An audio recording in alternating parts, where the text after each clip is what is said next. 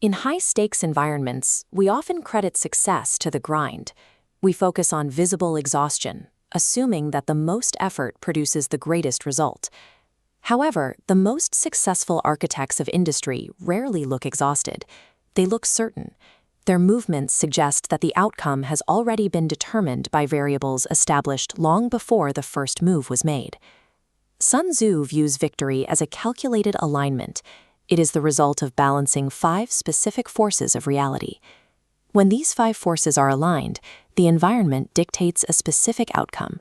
When they are ignored, no volume of individual effort can compensate for the structural failure of the plan.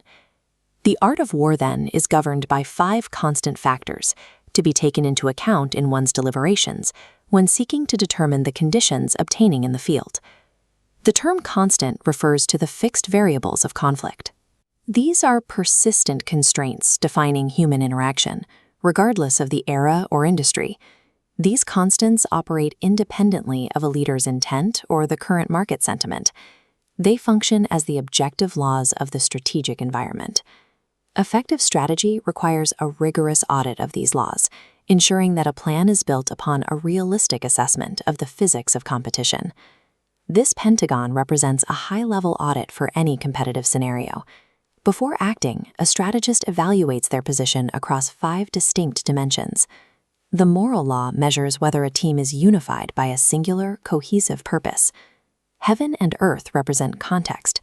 Heaven focuses on external timing and the broader environment. Earth focuses on the specific platform, location, and tangible resources currently available. Finally, the commander evaluates the intellectual and emotional depth of the leadership, while method and discipline measures the efficiency and scalability of the internal systems. The strategist enters the field because this audit indicates a significant probability of success. The conflict itself is merely the execution of an advantage that has already been verified. These constants form an interconnected ecosystem. A change in one variable inevitably influences the stability of the others. The moral law measures cognitive synchronization. It tracks the degree to which a team's individual survival is perceived as being tied to the collective goal. When synchronization is high, the group follows the leadership into high-risk scenarios because their own self-interest is indistinguishable from the leader's success. Internal gossip or doubt indicates that the synchronization is beginning to decay. Context is divided into 2 distinct realms. Heaven includes macro forces beyond a leader's control, such as regulatory shifts or rapid technological breakthroughs. Earth represents the micro factors, office politics, niche markets, and specific budgets that can be actively selected or modified.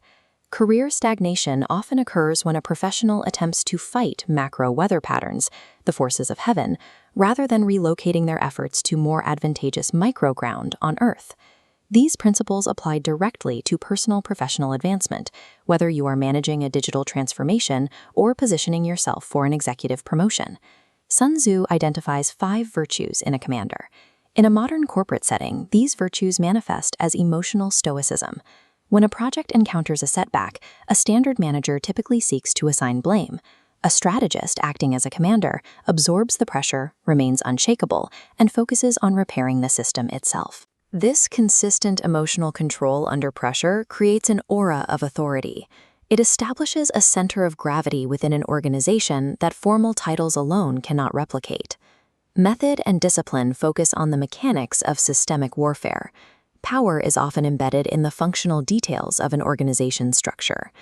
Control over reporting lines and the definition of key performance indicators allows a leader to influence the final outcome of the entire system. When entering a new role, the primary task is to audit these existing mechanisms. By identifying and optimizing the inefficient systems that others have overlooked, a professional can align the organization's processes with their own strategic objectives. If a rival possesses a superior position on the micro level of Earth, the strategist avoids direct confrontation.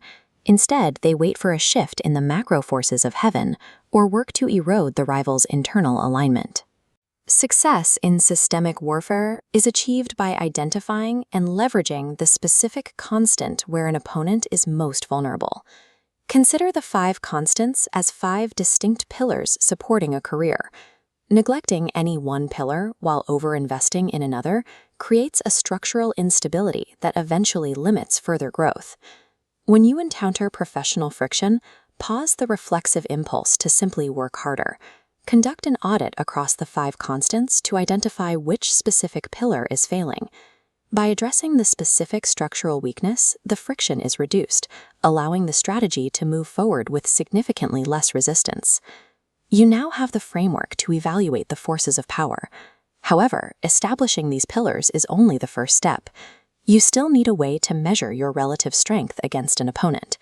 In the next part, we transition from these 5 constants to the 7 calculations described in verse 3. We will examine 7 specific questions designed to strip away professional ego and reveal which side of a conflict is better positioned to succeed. Internalize the 5 constants now, because in the next episode, we will use them to finally begin keeping score.